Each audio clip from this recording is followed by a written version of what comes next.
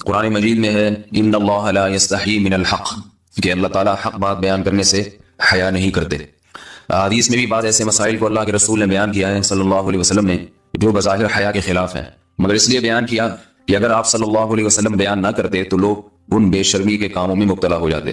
اسی وجہ سے میں بھی ہمت کر رہا ہوں کہ ایک اور ایسا گناہ جو جس میں لوگ مبتلا ہیں اور وہ ہے حیا کے خلاف، مگر ہے بہرحال شریعت کا مسئلہ اور لوگ اس میں گناہ میں مبتلا بھی ہیں، اس لیے بتانا ضروری ہے۔ وہ یہ ہے کہ لوگ شادی کے بعد بھی آج کی نوجوان نسل زوجہ سے، بیوی سے غیر فطری طریقے سے ہم بستری کرتے ہیں، انٹرنیٹ پہ بےہودہ فلمیں دیکھتے ہیں، تو جو چیز انگریزوں کی دیکھ رہے ہیں کہ ان کے کلچر آہستہ آہستہ میڈیا کے ذریعے ہمارے معاشرے میں بھی آ رہا ہے۔ اللہ کے رسول صلی اللہ علیہ وسلم نے لعنت فرمائی ہے، ایک روایت میں ہے کہ اللہ اس کی طرف دیکھے گا نہیں کہ جو اپنی زوجہ سے پچھلے راستے سے ہم بستری کرے گا۔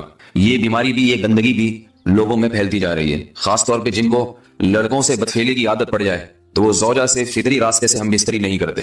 اللہ نے فرمایا کہ نساؤکم حرث لکم، یہ تمہاری زوجات ہیں، بیویاں ہیں، یہ نسل بڑھانے کے لیے ہیں، تو اسی راستے میں انسان اپنی خواہش کو پوری کر سکتا ہے جس راستے سے نسل بڑھتی ہے۔ اس کے علاوہ کسی اور راستے سے اپنی خواہش کو پورا کرنا یہ حرام ہے، گناہ کبیرہ ہے، گندگی ہے۔ ہمارے پاس کیسز آتے ہیں، ایک پاک دامن لڑکی کی شادی ہوتی ہے، لڑکا بھی بظاہر بڑا نیک، لیکن کیا ہے، لڑکا چونکہ ٹھرکی ہوتا ہے، شہوت کا درندہ ہوتا ہے، تو وہ یہ نہیں دیکھتا کہ میں اپنی بری خواہش مٹانے کے لیے میں اپنی زوجہ کو غیر فطری طریقے پر مجبور کیسے کر سکتا ہوں، تو مجبور کرتا ہے پھر اپنی بیوی۔ اس میں جو عورتیں زیادہ پاک دامن نہیں ہو، نیک نہ ہو، یا ان کو یہ ڈر ہو کہ طلاق ہو گئی تو ہم کہاں جائیں گے، وہ پھر اپنے شوہر کے ساتھ اسی غیر فطری طریقے پر آمادہ ہو جاتی ہیں، اور اس کا عذاب اور اس کا وبال یہ ہوتا ہے کہ کچھ دنوں میں ان کو بھی اسی کی لت پڑ جاتی ہے۔ انسان جب بھی کوئی غیر فطری راستہ اختیار کرتا ہے، آخرت کا عذاب تو بعد میں، دنیا کا عذاب یہ آتا ہے کہ پھر اس کو لذت فطرت میں آتی نہیں ہے۔ تو جو راستہ اللہ نے رکھا اس میں اس کو لذت نہیں آئے گی، وہ گندگی میں ہی گھسنے کی کوشش کرے گا، اس کی بھی فطرت خراب ہو جاتی ہے، اور جس کے ساتھ یہ بدفعلی کی جائے اس کی بھی فطرت خراب ہو جاتی ہے، وہ بھی پھر کسی کے قابل نہیں رہتے۔ تو اپنے جان پر رحم کرنا چاہیے۔ ہم انسان ہیں، ہم درندے نہیں ہیں، ہم گھوڑے نہیں ہیں، ہم گدھے نہیں ہیں، ہم جانور نہیں ہیں، ہم انگریز نہیں ہیں۔ انگریز نے تو حیا اور شرم کی تمام حدود کو توڑ دیا ہے، وہ تو درندے بن چکے ہیں۔ ہم تو درندے نہیں ہیں، ہم تو حلال کھاتے ہیں، پاک صاف رہنے کی کوشش کرتے ہیں، تو ہم ان کی جو کلچر دیکھ دیکھ کے ہم ویسے درندے بننے کی کوشش کیوں کریں؟ تو یہ بہت بڑا وبال ہے، بہت بڑی برائی ہے جو ہمارے معاشرے میں آہستہ آہستہ جڑ پکڑتی جا رہی ہے، اور اس سے بیماریاں بھی پھیلتی ہیں۔ غیر فطری طریقہ ہے، بیماریاں بھی پھیلتی ہیں۔ ایسے کیسز آتے ہیں کہ جہاں وہ مرد مجبور کر رہا ہے بیوی کو، اور وہ بیوی جو ہے ساتھ نہیں دیتی تو پھر اس کو طلاق کی دھمکیاں دیتے ہیں، ایسے کیسز بھی آتے ہیں۔ اور یہ بھی آتا ہے کہ مرد جب اپنی بیوی کو غیر فطری طریقے پر مجبور کرتا ہے، بیوی آمادہ نہیں ہوتی، تو مرد پھر یہ دھمکی دیتا ہے کہ بھائی میری خواہش تو تم سے پوری ہوتی نہیں ہے، پھر میں دوسروں کے پاس جاؤں گا۔ تو یاد رکھیں، جس عورت کا شوہر یہ دھمکی دے اس کو کہ میں زنا کروں گا اگر تم نے میری خواہش پوری نہیں کی غیر فطری طریقے سے، تو عورت اپنے شوہر سے کہہ دے کہ جاؤ تم کہیں اور جا کے منہ کالا کرو، تمہاری فطرت میں گندگی ہے تو یہ مجھے گندا بنانے کی کوشش نہ کرو، اس کو زنا کرنے دیں، وہ اللہ آخرت میں اس سے بھگتے گا۔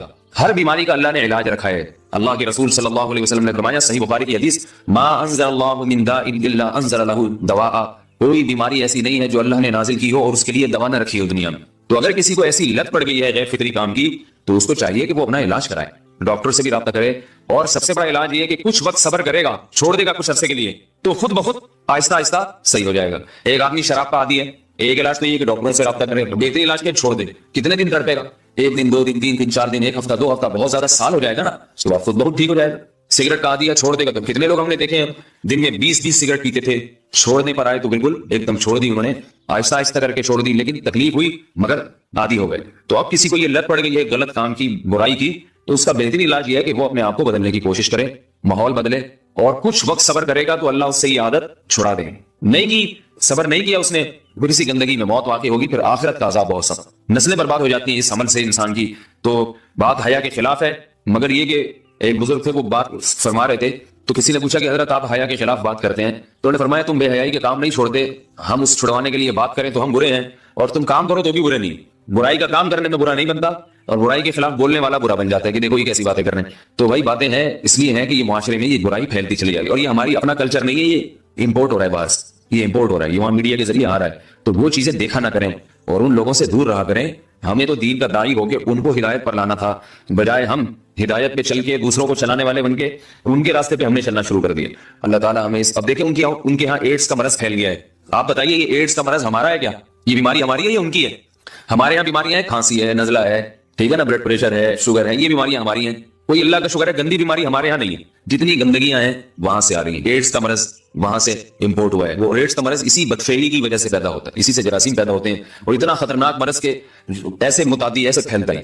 افغانستان میں ایڈس کا ریشو 0 تھا، 0۔ وہ جانتے نہیں تھے کہ ایڈس کا مرض ہوتا کیا ہے، جب سے امریکن آرمی، برطانیہ آرمی افغانستان میں آئی ہے، فوجی آئے ہیں، افغانوں میں ایڈس کا مرض پھیل گیا ہے، انہوں نے وہاں بدفعلیاں شروع کر دی ہیں.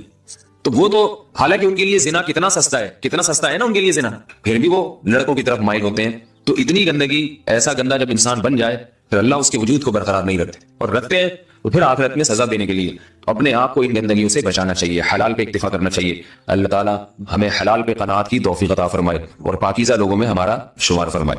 اگر شادی شدہ عورت 40 دن میں بھی ایک دفعہ، اچھا بھائی دیکھو یہ حیا کے خلاف مسائل جو ہے نا یہ اس چینل پہ نہ پوچھا کرو. مرد پر لازم ہے کہ کم سے کم 4 مہینے میں بیوی سے ایک دفعہ وہ لازمی ہم بستری کرے. تو اگر وہ 4 مہینے میں ایک دفعہ بھی نہیں کرتا تو پھر جو ہے وہ دیانتاً ذمہ دار ہوگا.